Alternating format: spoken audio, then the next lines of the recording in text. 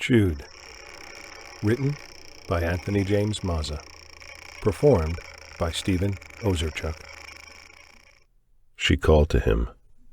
Bill knows that as he sits, arms wrapped around his knees on the heavy shag of his walk-in closet. A draft sneaks through the door jamb and kisses his face. Bill inhales it and stares into the darkness. She's coming. He no longer sleeps. In the last 2 months, his waking hours trespassed further and further until his rest time ebbed into a mental blinking, dividing his reality with moments of screaming hallucinations, like vampires dragged from the basement into the bright noonday sun. His rooms inside his house have changed, their geometry bloating into curved and uneven angles as if their architect was a drunken Dr. Seuss. On trips to find food, the walls deflate behind him like lungs contracting.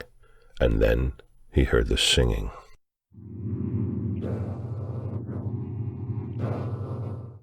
It got louder, building inside his ears the way a murmuring brook eventually finds time to babble.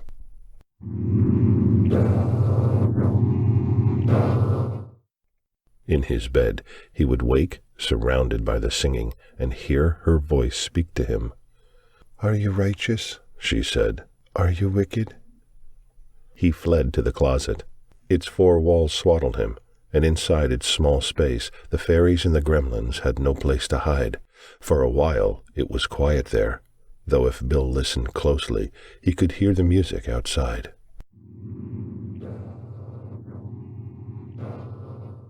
A waking dream finds him. Bill runs down a rain-soaked cobblestone street and sees a tall, steepled church. As he passes by, its bell tolls. The church gathers itself up and launches into the air, and Bill feels the powerful fanning of its translucent wings. He runs faster and feels the airborne creature brush past and descend, turning to face him. Its eyes are opal, and when they meet his, its mouth parts begin to chew. The dream sky is filled with their sound.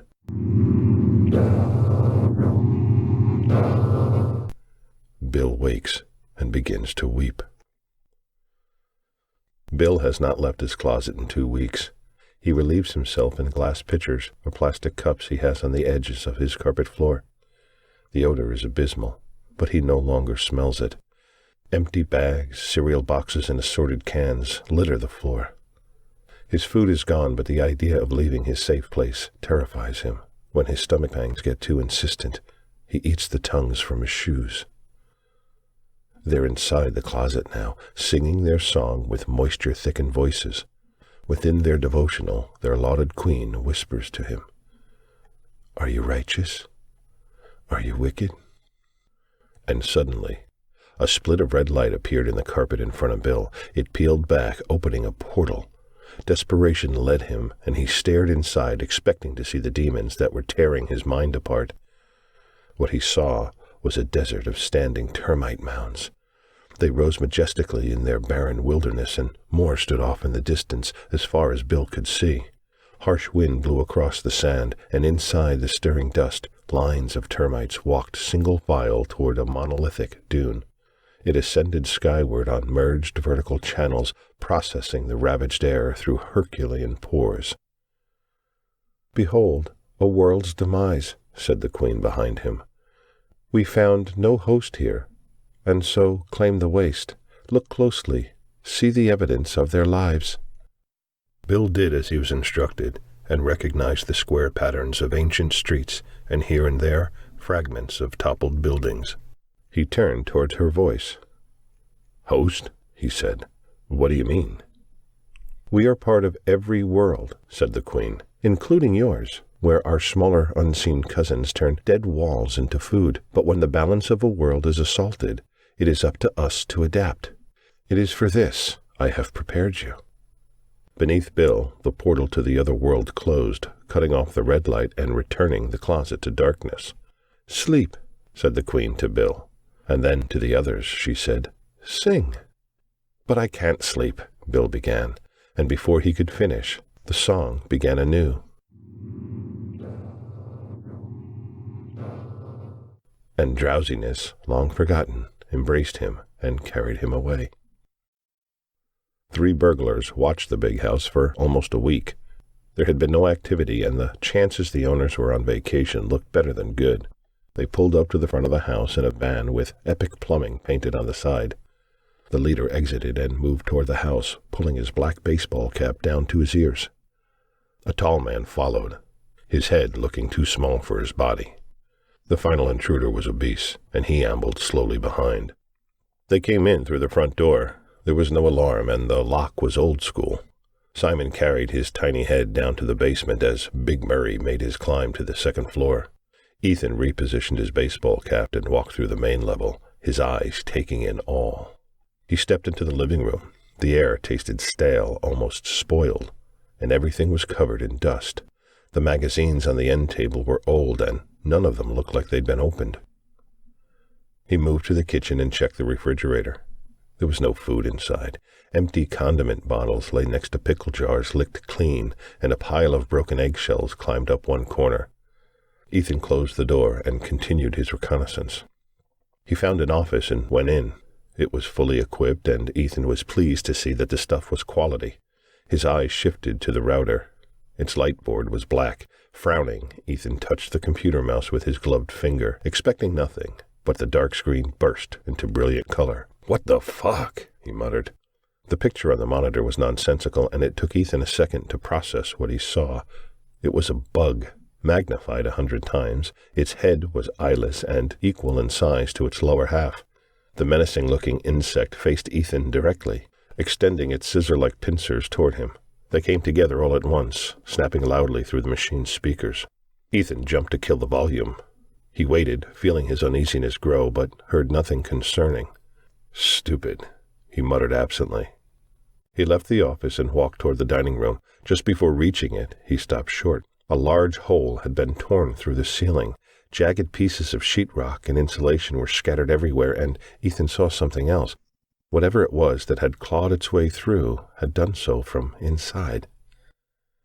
20 feet beneath his boss, Simon stood in the center of the basement. Their guess had been a good one. The spoils even down here were money. But as he strobed the basement ceiling with his light, checking for hidden alarms, he found something else. Overhead, wedged between the ceiling joists, were rows of long brown tubes that ran unevenly across the room. Simon poked a finger into one, then sniffed its tip. "Mud," he said. He looked closer. Here and there, the tubes had clear spots, like plastic windows. There were cells inside, tiny rooms, hundreds of them. Simon grabbed a paint can and stood on it to get a closer look. He raised his penlight near its surface, then jerked his hand back. An insect's face pressed against the window. "Shit!" Simon said, and almost fell off the can. He watched as another face joined the first, then 2 more, then 5. Knotted, writhing clumps of bugs jumped into the translucent sack like exploding popcorn, filling the empty space.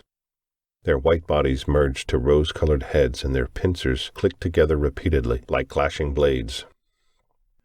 They were insects, termites by the look, and all their eyeless heads were facing him.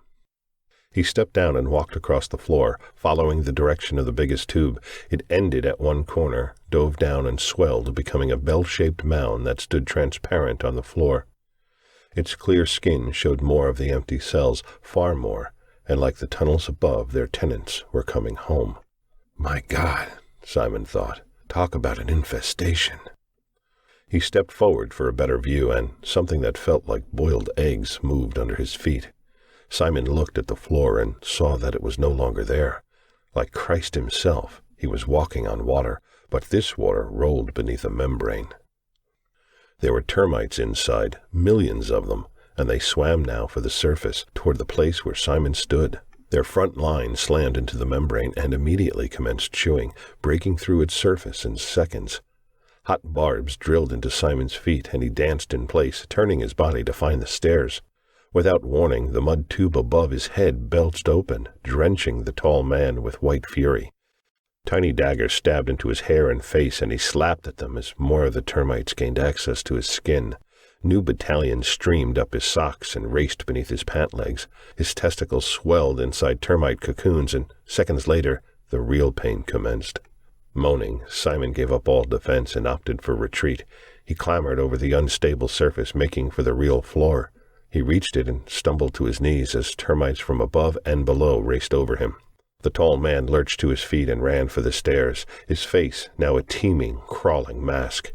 He had almost reached his escape when the mound exploded. Its wave found Simon and rolled him over, bringing him to the floor. The eager swimmers burrowed into his nostrils and his ears, filled his sinuses and marched behind his bulging eyes. Simon tried to scream, but the only voice that came from his throat was the endless song of its occupying horde. Upstairs, Murray stood in front of the master bedroom, listening. Its closed door was the first one he found, and this fact hadn't escaped his notice. He reached for the doorknob, then stopped, hearing something like music coming from the other side. The verse was quick and seemed to rhyme, like the words in a lullaby.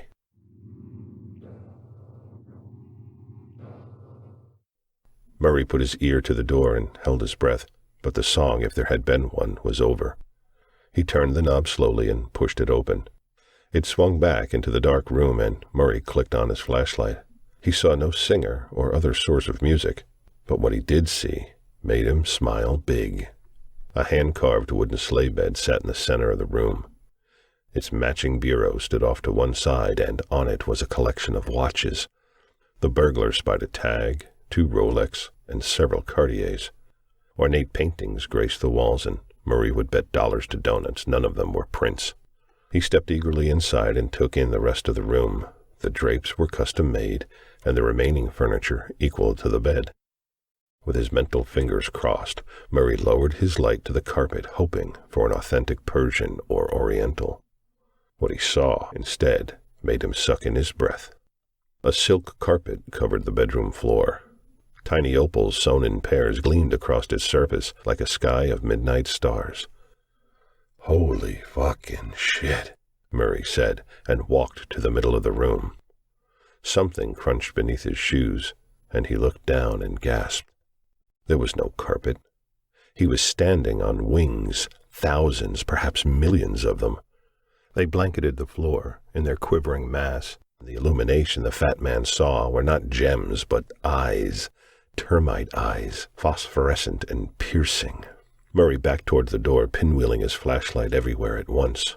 The flying insects lifted off the floor, their wings beating in unified rhythm. They engulfed Murray, spinning around the panic-stricken man in a tornado that filled the room. A legion of spinning jaws seized him, and as he screamed they lifted the flailing man and sucked his body into the swarm. The blackness spiraled into Murray's eyes, and his last thought before joining it was how weightless he had become. A scream, loud and long, cried out from 2 places simultaneously, upstairs on the other side of the house and at the ceiling's breach where Ethan now stood. It was Murray's voice channeling through the walls. The burglar sprinted for the stairs, climbing them 2 at a time. He reached the top and looked into the dark. A small light peeked blearily beneath one door, and Ethan ran to it. Ignoring everything else, he charged in. What struck him first was the breeze that curled lazily through the room. One window was thrown open, allowing a crescent moon to share its meager light. Before breaking in, the men had checked the house from the outside. All the windows were shut up tight. And where is Murray? Ethan looked around the room and saw no sign of the fat man. His scream, Ethan thought. It was awful. The burglar moved toward the window and scanned the yard. Under the night sky, between 2 copses of trees, he saw a pale clearing. Murray's body lay motionless in its center, staring up at the sky. The door to the bedroom closet burst open, and Ethan spun around. He had just enough time to think, "The closet! I forgot the fucking closet!" when something that had once been a man shuffled out of it and faced him. Its head was topped with crisscrossed and broken TV antennas, and the face beneath that was formerly Bill peeked out from a nest of excrement-caked hair. His bloated stomach hung over his emaciated hips, and the patch of what covered his groin changed colors and moved. The man-thing shifted, and Ethan saw obscure shapes loom over his shoulders. Their tops were arched, and they moved independently, like human wings. "Can't be," Ethan whispered, and his eyes searched for some reasonable explanation. The Bill that was stepped closer, bringing with him the fragments of a song, yet the sudden verse did not come from him. It came from behind, from the closet.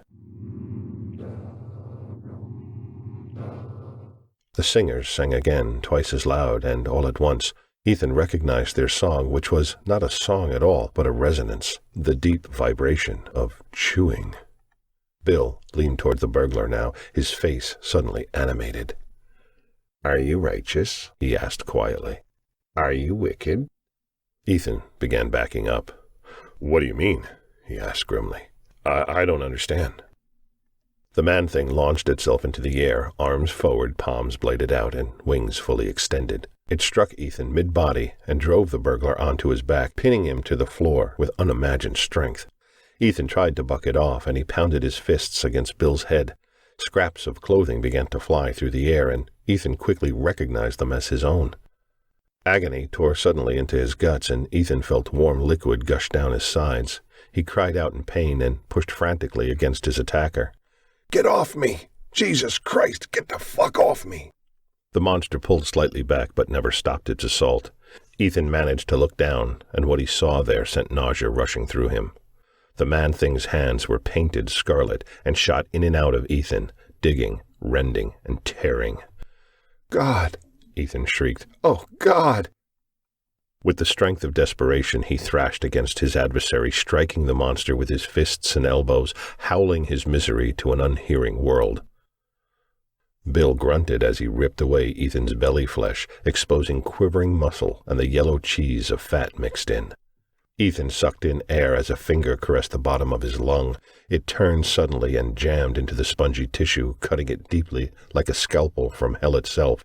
Despite the loss of his air, Ethan screamed on silently. Then the thing grabbed his entrails with both hands and raised the dying man off the floor. It turned and carried Ethan with it into the closet. The door shut, and for Ethan, the chewing became everything. The swarm lifted off at twilight, on wings created only for this flight.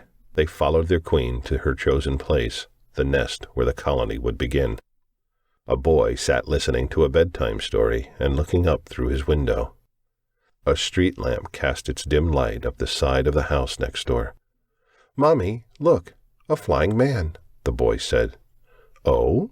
replied his mother, turning a page, not even pretending to look. "Where is he flying to?" "Julie's house," said the boy. "Well," said the mother, "do you think she's going to let him in?" "She doesn't have to, Mommy." "No? How come?" "Because she doesn't need to," answered the boy. His mother did look up then, and in the darkness she saw something there. She stood and walked over to the window, cupping her eyes to the glass. There were more, many more, and she watched as one of them separated from the house. The glass she was pressed against shattered, and a face that looked almost human opened its mandibles and began to sing. This has been a Wayward Son audio production, and we'd like to thank you for taking the time to listen. The story you just heard was conceived and written by author Anthony James Mazza and performed and recorded by Stephen Ozerchuk. If you enjoyed our presentation and want to hear more stories like this, please subscribe to our channel and click the notification bell to receive information about new and upcoming performances.